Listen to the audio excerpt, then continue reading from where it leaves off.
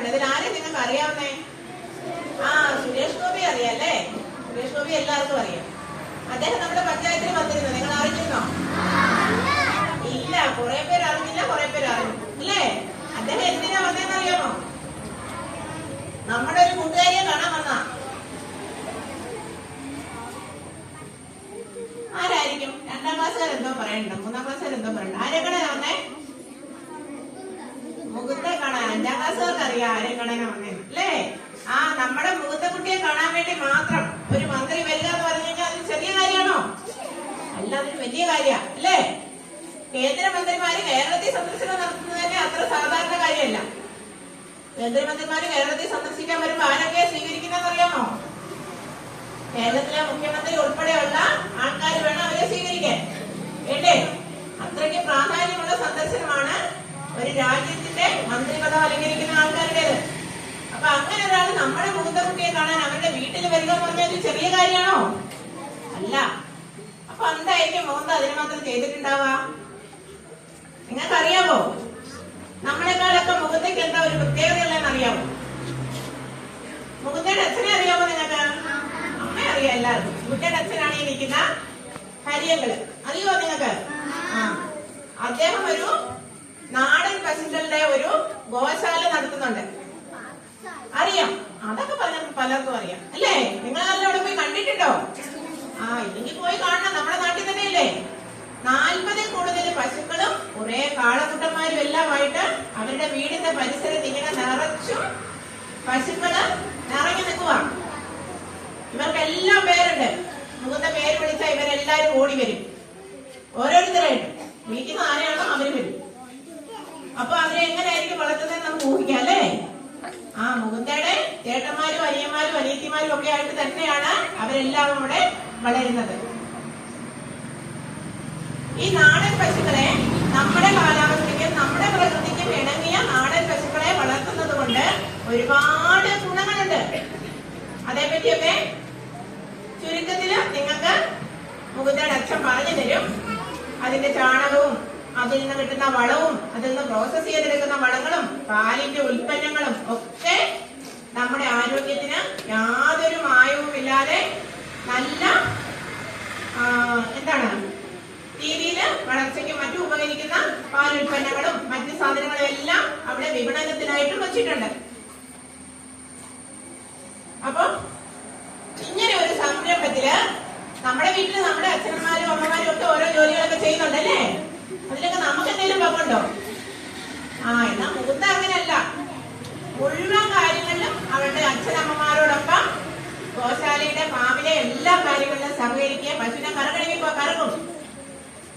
പശുക്കൂട് വൃത്തിയാക്കണമെങ്കിൽ നമ്മളെ പശുക്കൂടിന്റെ അടുത്തോട്ട് ചെല്ലുമ്പോൾ നമ്മുടെ കൈയും കാലൊക്കെ അറക്കത്തില്ലേ? പശുക്കൂട് വൃത്തിയാക്കണമെങ്കിൽ വൃത്തിയാക്കും. കുഞ്ഞുകിടാക്കളെ എല്ലാം നോക്കും, അവരെ പഠിപ്പിക്കും.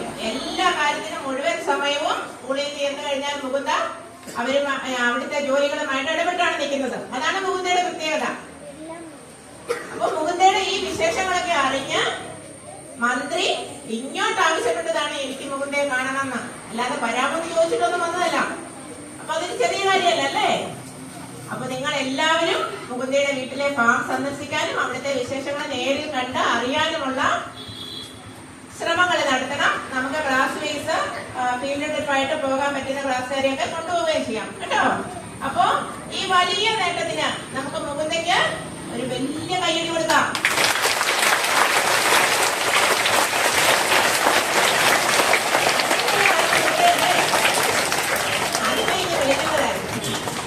അപ്പൊ നമുക്ക് നമ്മുടെ സ്കൂളിന്റെ വക മുകുന്ദയ്ക്ക് ഒരു സമ്മാനം ഇവിടെ സെറ്റ് ആക്കി വെച്ച് നമുക്ക് കൊടുക്കാറ്.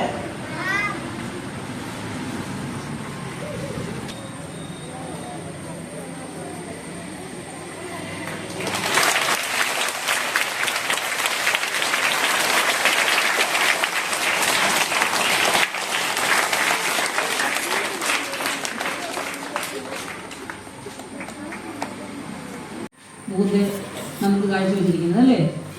കഴിഞ്ഞ വർഷം നമ്മൾ എൻ്റെ ക്ലാസ്സിലായിരുന്നപ്പോൾ തന്നെ മുകുന്ദ ഇങ്ങനെ പശുക്കളുടെ വിശേഷങ്ങളും എല്ലാം വന്ന് പറയായിരുന്നു. ഞാനും എൻ്റെ സംശയങ്ങൾ പലതും അവളോടായിരുന്നു ചോദിച്ചിരുന്നത്.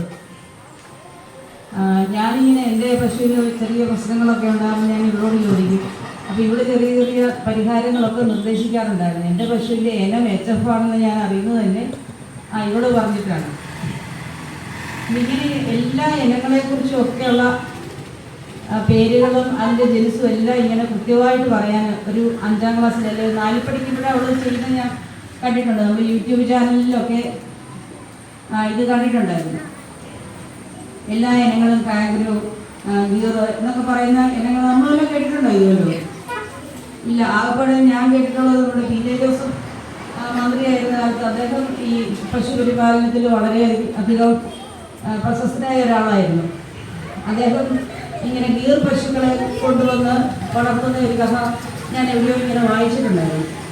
പിന്നെ ഞാൻ കേൾക്കുന്നത് ഇവരുടെ വായിൽ നിന്നാണ്, മുകുന്ദയുടെ വായിൽ നിന്നാണ് ഈ പശുക്കളെ കുറിച്ചുള്ള പല കാര്യങ്ങളും ഞാൻ അറിയുന്നത്. നമ്മൾ കുട്ടികളാരും അങ്ങനെ ചോദിക്കാറില്ല അല്ലേ? കാരണം നമ്മുടെ ഒന്നും വീടുകളിൽ പശുക്കളില്ലാത്തത് കൊണ്ട് ഇതിൻ്റെ പരിപാലനത്തെക്കുറിച്ച് ഇവരെന്നാ ചെയ്യുന്നതെന്നൊന്നും നിങ്ങളാരും സംസാരിക്കാറില്ലല്ലോ. കാരണം നമ്മുടെ ആരുടെയും വീടുകളിൽ പശുക്കളില്ല. നമ്മുടെ ഒരു പാരമ്പര്യമായിരുന്നു ഇത്.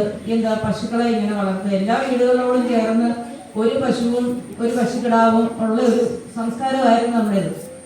അപ്പം അത് നമ്മൾ തുടരേണ്ടത് നമുക്ക് പല കാരണങ്ങൾ കൊണ്ട് ആവശ്യമാണ്.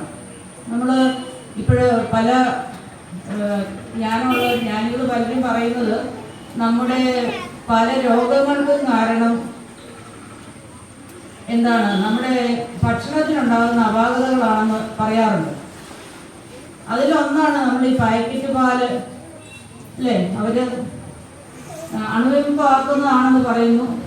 എന്തായാലും ഈയിടെ ഒരു ചെറിയൊരു വീഡിയോ പ്രശ്നം കണ്ടു. എന്താണ്, എത്രയോ ദിവസങ്ങൾ, 1 മാസം ഇരുന്നാലും കേടാകാത്ത പാല്. നമ്മുടെ വീട്ടിൽ ശരിയായിട്ട് പാല് കറന്ന് വെച്ചാൽ 6 മണിയാകുമ്പോൾ കറന്ന് വെക്കുന്ന പാല് ഉച്ച കഴിഞ്ഞ് 2 മണിയാകുമ്പോഴത്തേനും അത് കേടാവും. പക്ഷെ അത് കേടാകാതിരിക്കാൻ വേണ്ടിയിട്ട് 1 മാസമൊക്കെ കേടാകാതിരിക്കണമെങ്കിൽ എന്തുമാത്രം പ്രിസർവേറ്റീവ്സ് അതിൻ്റെ അകത്ത് ചേർക്കുന്നതാണ്. അതെല്ലാം നമ്മുടെ ശരീരത്തിലേക്കല്ലേ പോകുന്നത്. ഇതുപോലെയുള്ള കാര്യങ്ങളൊക്കെ മനസ്സിലാക്കിയിട്ടാണ് മുകുന്ദയുടെ കുടുംബം ഈ ഒരു കാര്യത്തിലേക്ക്, പശു പരിപാലനത്തിലേക്ക്, അതും നാടൻ പശുക്കളുടെ ഗുണങ്ങളൊക്കെ അറിഞ്ഞുകൊണ്ട് അതിലേക്ക് കടന്നു വന്നിരിക്കുന്നത്. അതിൽ കുട്ടികളെ മാറ്റി നിർത്തിക്കൊണ്ടല്ലായിരുന്നു, അവളെ അതിനോട് ചേർത്ത് നിർത്തി ആണ് ആ ഒരു സംരംഭം അവർ തുടർന്നു കൊണ്ടുപോകുന്നത്. അപ്പോൾ അതിൽ മുകുന്ദയുടെ കുടുംബാംഗങ്ങളെയും മുകുന്ദയും അല്ലേ നമ്മളെല്ലാവരും അഭിനന്ദിക്കേണ്ടിയിരിക്കുന്നു. നമ്മുടെ അധ്യാപകരുടെ ഭാഗത്തു നിന്നുള്ള അഭിനന്ദനങ്ങൾ ഞാൻ അറിയിച്ചുകൊള്ളു. നല്ല ഭക്ഷണം കഴിക്കണം, എന്നാലേ നമുക്ക് ഇവിടെ നിന്ന് പഠിക്കാനുള്ള എനർജിയും കിട്ടുള്ളൂ. ധാരാളം വെള്ളം കുടിക്കണം. അപ്പോൾ അതിനുശേഷം മോദി ഇവിടെ വന്നു കഴിഞ്ഞാൽ നിങ്ങൾക്ക് അറിയാമല്ലോ, പഠിക്കാനുള്ളതൊക്കെ പഠിക്കും, കളിക്കാനുള്ളതൊക്കെ കളിക്കും അല്ലേ. എന്നിട്ട് തിരിച്ച് വന്നു കഴിയുമ്പോഴത്തേക്ക് അവിടെ ഈ പറഞ്ഞ പശുക്കിടാവുകളെല്ലാം അക്ഷരനായിട്ട് ഇങ്ങനെ നോക്കിയിരിക്കുകയായിരിക്കും. മൂന്നേ കാണാനുള്ള ആകാംക്ഷ കാരണം എല്ലാവരും ഇങ്ങനെ നോക്കി നിൽക്കും. മൂന്ന് വരുമ്പോഴത്തേക്ക് അവർ വണ്ടിയുടെ മുമ്പിലേക്ക് എടുത്ത് ചാടി ഓടിക്കളിച്ച് അങ്ങനെയാണ് മൂന്തെ സ്വീകരിക്കുന്നത്. കാരണം മൂന്തെ അവർക്ക് ഉപദ്രവങ്ങളൊന്നും ചെയ്യാറില്ല. അവരെല്ലാം വലിയ കാര്യമാണ്. എല്ലാവരും പേരൊക്കെ എടുത്ത് വിളിച്ച് നമ്മുടെ വീട്ടിൽ അവരും കൂടെ കയറി വരും. നമ്മുടെ കൂടെ ഡൈനിങ് ടേബിളിൻ്റെ അടുത്ത് വന്ന് നിൽക്കും. മൂന്ന് കഴിക്കുന്ന കൊടുത്ത് അവരും ഭക്ഷണം കഴിക്കും. ദോശയും ചപ്പാത്തി എഴുതിയൊക്കെ കൊടുക്കാറുണ്ട്. അങ്ങനെയാ അതിനുശേഷം പിന്നെ വീണ്ടും അവരുടെ മുറ്റത്തൊക്കെ ഇറങ്ങി കളിച്ച് 4 മണി കഴിഞ്ഞ് സന്ധ്യ ആകുമ്പോഴത്തേക്ക് കുളിച്ച് മിടിക്കുകയായിട്ട് എന്ത് ചെയ്യും? ഒരു വേദത്തിന്റെ ക്ലാസ് ഉണ്ട്, അത് അറ്റൻഡ് ചെയ്തിട്ട് പിന്നെ പഠിക്കാൻ എനിക്ക്. വേദം എന്താണെന്ന് അറിയാമോ എല്ലാവർക്കും? നാമം ജയിക്കാറുണ്ടല്ലോ സന്ധ്യയ്ക്ക് ഉണ്ട്. വിളക്ക് കത്തിച്ച് എല്ലാവരും നാമം ചെയ്യുക. അപ്പോൾ എന്ത് ചെയ്യും? നമ്മൾ അതുവരെ ചെയ്ത നമ്മൾ എന്തെങ്കിലുമൊക്കെ അറിയാത്ത തെറ്റുകളൊക്കെ ചെയ്തിട്ടുണ്ടെങ്കിൽ അതിനൊക്കെ ഒരു പരിഹാരമാവും. നമുക്ക് വീണ്ടും നല്ല പോസിറ്റീവ് എനർജി കിട്ടും. പിന്നെ അതിനുശേഷം പഠിക്കാനുള്ളതൊക്കെ വൃത്തിയായിട്ട് പഠിക്കുമല്ലോ. അന്നന്ന് പഠിപ്പിച്ച് അന്നന്ന് പഠിക്കാറുണ്ടോ? ഉണ്ട്. അന്ന് എടുക്കാറുണ്ടോ എല്ലാവരും? അങ്ങനെ അന്നന്ന് പഠിപ്പിച്ച കാര്യങ്ങൾ അന്നന്ന് തന്നെ പഠിച്ച് നല്ല അത്താഴമൊക്കെ കഴിച്ച് എന്ത് ചെയ്യും? കിടന്നുറങ്ങും അല്ലേ?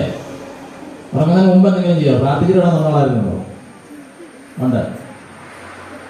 അതും നല്ലൊരു സ്വഭാവമാണ്. അപ്പോൾ എല്ലാവരും അങ്ങനെയാണ്. രാവിലെ മുതൽ നമ്മൾ പ്രാർത്ഥനയോടെ എഴുന്നേറ്റ് നല്ല കാര്യങ്ങളൊക്കെ ചെയ്ത് പ്രാർത്ഥനയോടെ തന്നെ ഉറങ്ങി മറ്റുള്ളവർക്ക് പറ്റുന്ന ഉപകാരങ്ങളൊക്കെ ചെയ്ത് എല്ലാവരും ചെയ്യുകയല്ലേ? പോരല്ലോ, എല്ലാവരും ചെയ്യുകയല്ലേ? എല്ലാവരും ആയില്ലല്ലോ, എല്ലാവരും ചെയ്യുകയല്ലേ? ആ,